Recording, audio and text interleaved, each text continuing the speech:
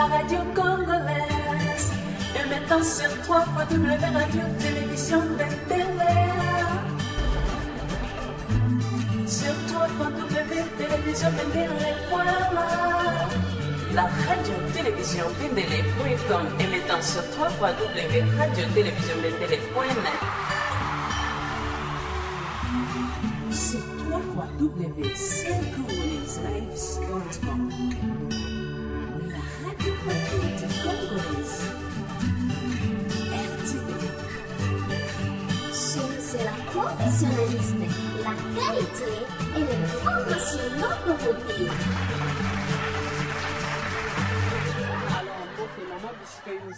ozali na micro ya radio télévision Bendele na nzela ya mosali na yango asimaindo mutuna na ngai ezali na koyeba yo ozali nani eske ozali ko participer na mouvement moko politique to structure moko boye groupe de pression ou bien organe de presse on se présenter na ba congolais et puis opesa moi identité na yo s'occuper ozali membre ya mouvement moko quelconque mama na ngai malobe pesa menyo Mbote Mama Asim, comme on a candidat au Keke Boebi, Nazali actuellement conseillère principale chargée à mobilisation et à relations publiques et planification. Na il y a cabinet, il y a président, il y a Pareco, M. Norengba Banda.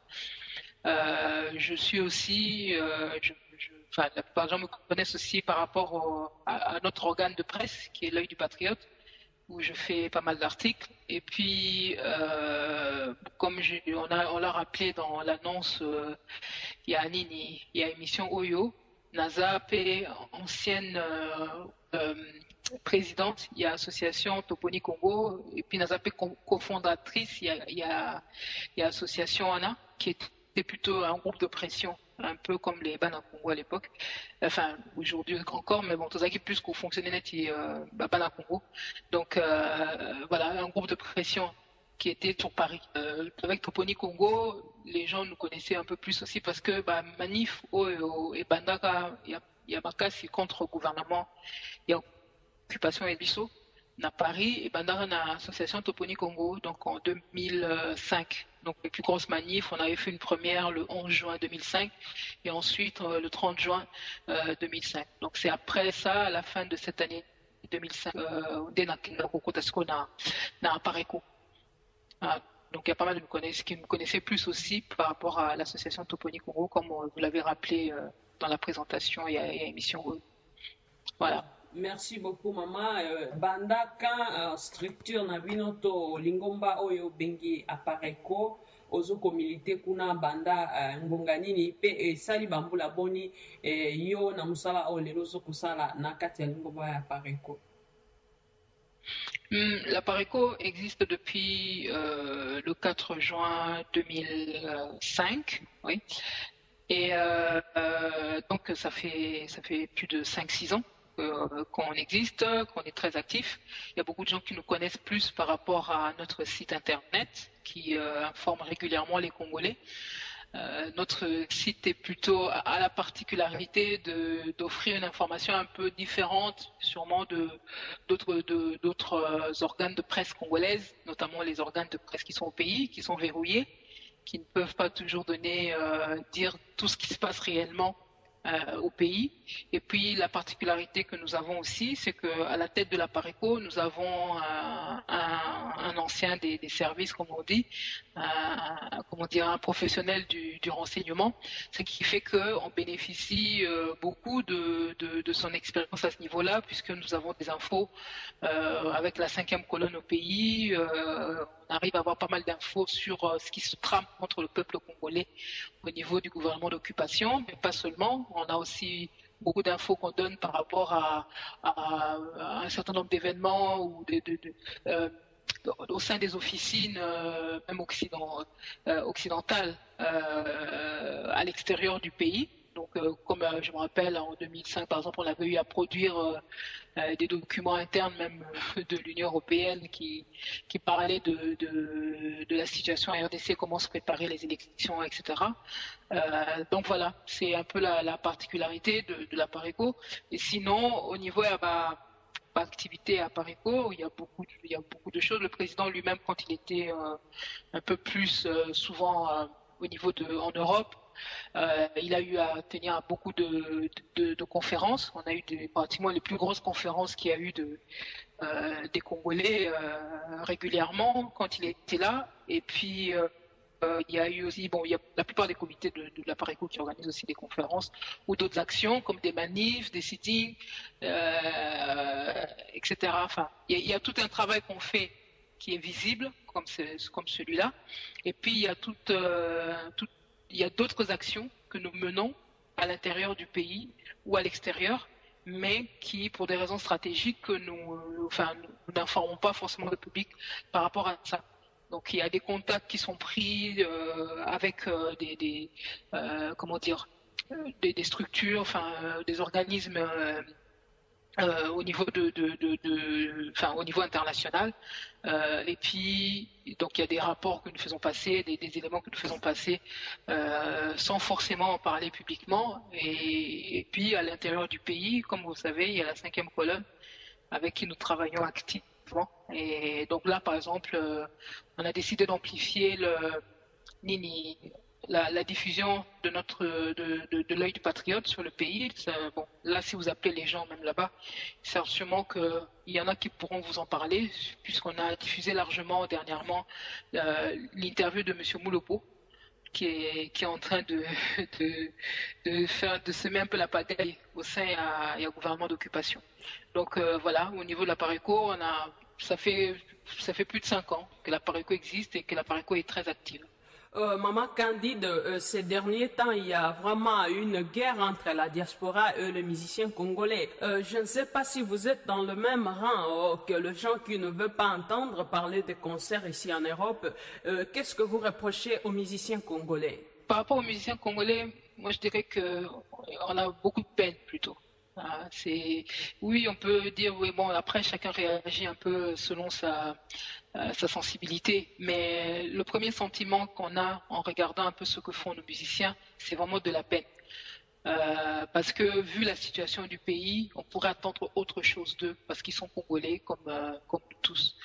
Donc il se trouve que par rapport à ce qui se passe, les blocus notamment, puisque c'est un peu ça qui est d'actualité, par rapport à ce qui se passe comme action au niveau des blocus qu'il y a eu contre les concerts, etc., la Paréco a été partenaire de toutes ces actions, effectivement, mais comme nous disons, le président de la Paréco, lui, il a commencé son travail de mobilisation des Congolais depuis même bien avant la création de la Paréco. On a des documents, même des vidéos qu'on avait mis à la disposition de tout le monde, qui montraient qu'il essayait déjà d'alerter les Congolais, déjà à la fin des années 90, tout ça pour...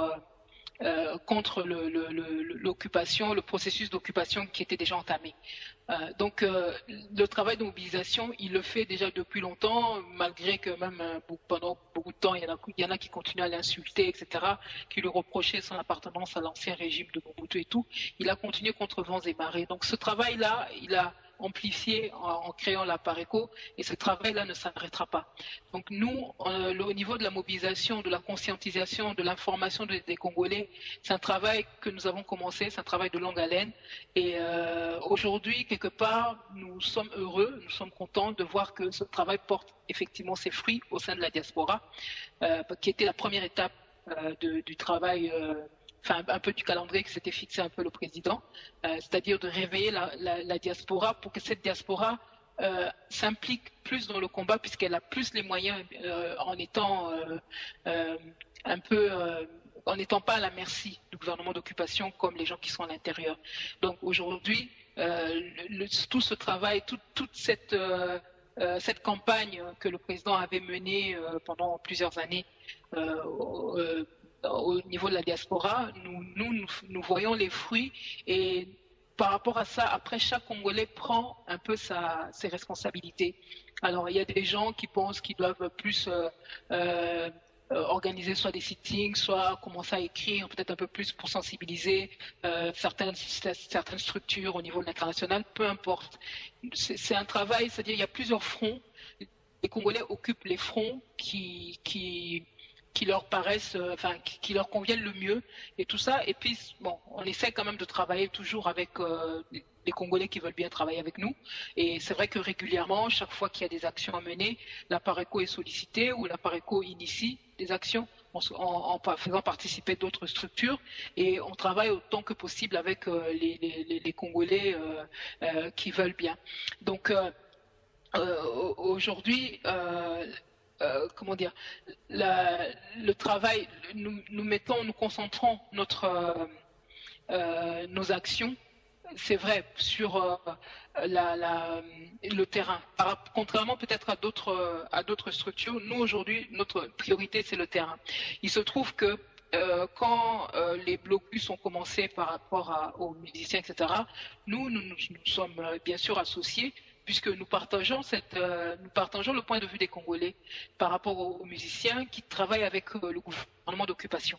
Nous disons, vu la situation actuelle du pays, les Congolais ont préféré voir ces musiciens conscientiser la population par rapport au viol, par rapport au massacre qui est à l'Est, par exemple, plutôt que de voir qu'il y a des musiciens qui vont aller chanter à Kigali, par exemple, là où Kagame, le pays de Kagame, celui qui est en train d'orchestrer un peu toute la déstabilisation de la RDC aujourd'hui. Et vraiment, on trouve ça honteux de voir que dans une situation où on est censé être en deuil, que nos musiciens soient là en train de cultiver de la distraction, de se livrer à des danses et à des chansons obscènes. C'est d'autant plus indécent vu la situation dans laquelle on est aujourd'hui, sans compter les ravages que ça fait au niveau de la jeunesse, puisqu'on sait que les valeurs que véhiculent beaucoup de ces musiciens tournent autour du paraître, tournent autour de l'argent facile, ou voilà, ce qui fait qu'on a souvent de la jeunesse des jeunes qui vont se retrouver à aller voler, peut-être pour s'habiller au même titre que des gens alors qu'ils n'ont pas les mêmes moyens peut-être que ceux-là et tout ça. Et donc c'est vraiment, quelque part ça détruit, ça contribue. Il y a une forme de musique aujourd'hui en RDC qui contribue plus à détruire notre jeunesse, notre société. Et ça, la Pareco, au même titre que tous les Congolais, s'y oppose. Et il y a cette musique-là, venant de musiciens qui sont surtout des collabos aussi, puisqu'ils soutiennent le gouvernement d'occupation en place. Ils chantent à la gloire de Kabila, de celui qui se fait appeler Joseph Kabila, alors que tout le monde sait aujourd'hui que c'est un Rwandais et que c'est un imposteur à la tête de notre pays qui travaille avec le Rwanda pour récupérer une partie de notre territoire. C'est d'autant plus scandaleux. Alors, ces musiciens-là, quand ils veulent venir, ils veulent se produire à l'extérieur. Nous, on est tout à fait d'accord avec les autres Congolais pour dire que non, nous ne voulons plus qu'ils se produisent là. Parce que d'abord, quand je vois un concert comme celui de Papa Wemba et Werrason qui devait se tenir à l'Élysée-Montmartre à Paris, où on demandait aux gens de payer 100 €, vous vous rendez compte, ça fait, je crois, près de $150 au pays. Pourquoi on va leur donner cet argent alors qu'ils touchent en plus de l'argent souvent de Joseph Kabila et pendant que les Congolais au pays n'ont même pas $1 par jour? Pourquoi on va leur donner autant d'argent, surtout pour le travail de collaboration qu'ils font avec l'ennemi? Donc, il y a beaucoup de choses qui sont révoltantes dans l'attitude de nos musiciens aujourd'hui. Et il se trouve qu'au pays, la RTNC, pendant plusieurs jours, a mené campagne contre la Pareco et le président de la Pareco pour dire que c'est la Pareco qui est en train d'initier ces actions-là contre les musiciens congolais. La Pareco, aujourd'hui, nous avons fait un travail de conscientisation. Maintenant, il y a des choses que les Congolais, des actions que les Congolais mènent aujourd'hui, ils n'ont pas besoin de la Pareco.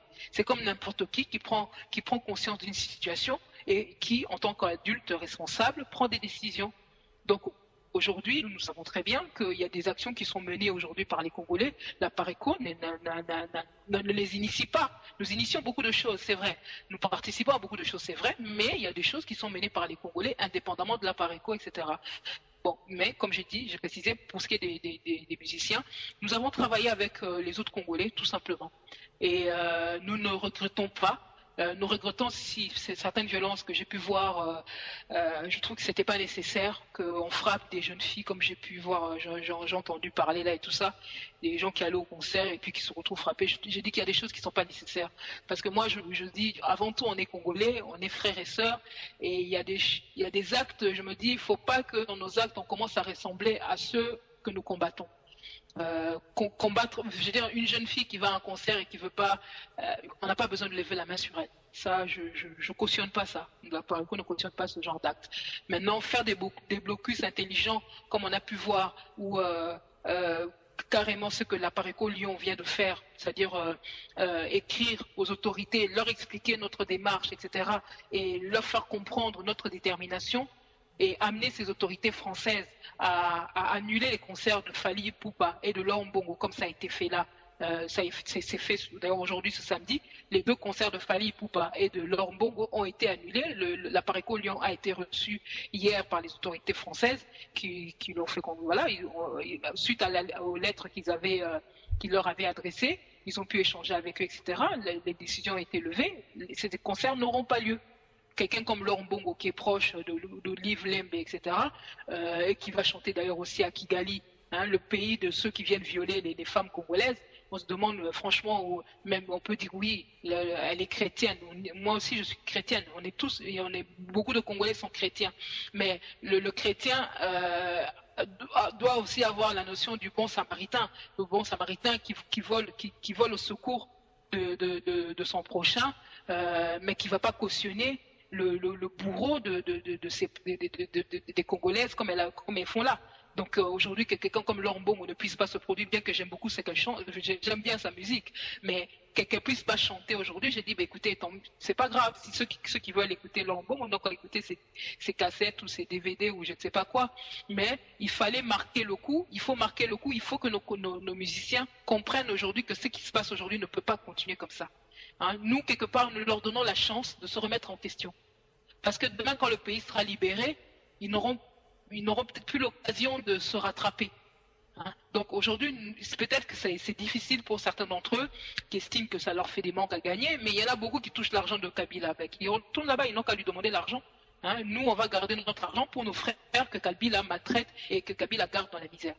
Donc aujourd'hui, la campagne qui est menée contre la Pareco aujourd'hui, écoutez, nous, on assume ce qu'on fait. Et par contre, nous demandons à nos frères congolais, notamment dans la diaspora, de ne pas tomber dans le piège du gouvernement d'occupation qui veut utiliser ces concerts-là, ces actions-là, pour diviser encore plus les Congolais. Hein, même au pays, d'ailleurs, on leur demande de ne pas tomber dans ce piège parce que ce que nous faisons aujourd'hui, c'est parce que la diaspora congolaise est consciente. La diaspora congolaise porte le poids